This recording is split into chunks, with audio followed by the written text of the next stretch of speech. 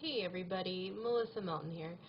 I just wanted to make a quick video to respond to some interesting messages, tweets, texts, etc. that I got after I responded to the Supreme Court's ruling that Obamacare is constitutional because it's a tax. Basically, I did get a lot of positive feedback when I came out in my disapproval of that, and all the reasons why I, off the cuff, did not agree with it. But I also got some pretty hateful messages also, and people making arguments that don't really hold a lot of water. So at first I tried to just respond to everybody individually, and that took quite some time. So I thought what I might do instead is just make a quick video to kind of go over some of the reasons, and I can obviously not list them all here. That would take, a saga. And if you Google the issue, you will find, a plethora of posts running down all the reasons why this is a nightmare. So I'm just going to go over a few of those that stuck out to me, but even those aren't my number one reason. So first I'll hit some of the lesser reasons. And when I list these, you're going to think they should all be the number one reason, but they're not. First of all, I just want to say really quick that universal health care is not health insurance. Okay, those two things are not synonymous, and people need to realize that. When you have car insurance, it does not pay for basic maintenance on your car, for example. You can't use your car insurance to go get your oil changed. Do you see how that works? Okay, health care and insurance, not exactly the same thing. So that's the first thing. The second thing is that Obamacare was basically written by health insurance companies.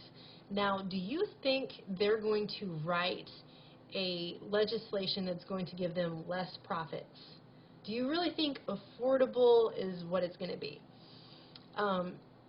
Basically, the House Energy and Commerce Committee has done some pretty extensive investigation behind the writing of Obamacare, and they've come up with emails about the backroom deals that were going on between health insurance companies and Big Pharma, having direct communication lines with the White House during that whole thing.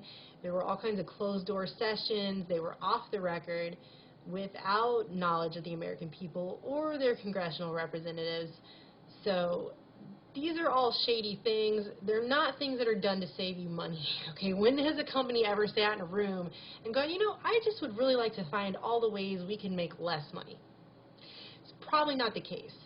So, and speaking of that, there are tons of new tax hikes in this thing. I mean, tons. Obama said it's not a tax.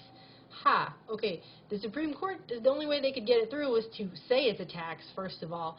And secondly, the amount of tax hikes, if you start looking through it and or just even reading some of the articles that have come out in where major evaluations have been done of it, there are a ton of tax hikes, 75% of which is going to be shouldered by the middle class and working class of America, and then you've got all the hits that small businesses are going to take.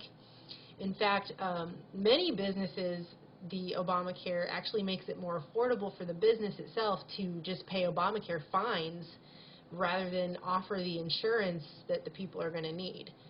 So it's just a huge mess. And speaking of added fees and everything else, you've also got this huge boon for the IRS. I mean, they're going to get hundreds of millions of dollars so they can add thousands of agents to enforce Obamacare. So that's always wonderful when we've got more of those people running around, having access to your medical records, having access to your financial information.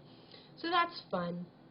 And basically, it's like a government monopolized healthcare that they've set up, so you're not going to have the free market with the supply and demand. It's actually based on quality of care, where prices go up and down. You're not going to have any of that. You're basically just going to have prices going up. So there are a lot of reasons why I'm opposed to this. But the bottom line, number one of all time reason why Obamacare just flat out sucks, in my opinion, is that the government should not be able to compel us to purchase things and then fine us if we don't.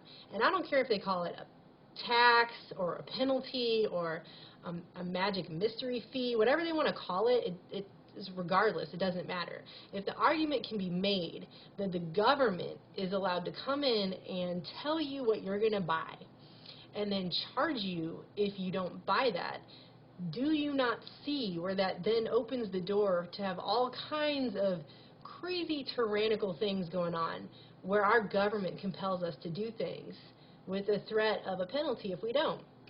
I mean, based on the same logic that we have here about social responsibility, I mean, you could say the same for exercise. You know, there are tons of articles out there to show the health benefits of exercise and how if you don't exercise, it raises the percentile rates of all these horrible diseases you could have, which are then a financial burden on society, right?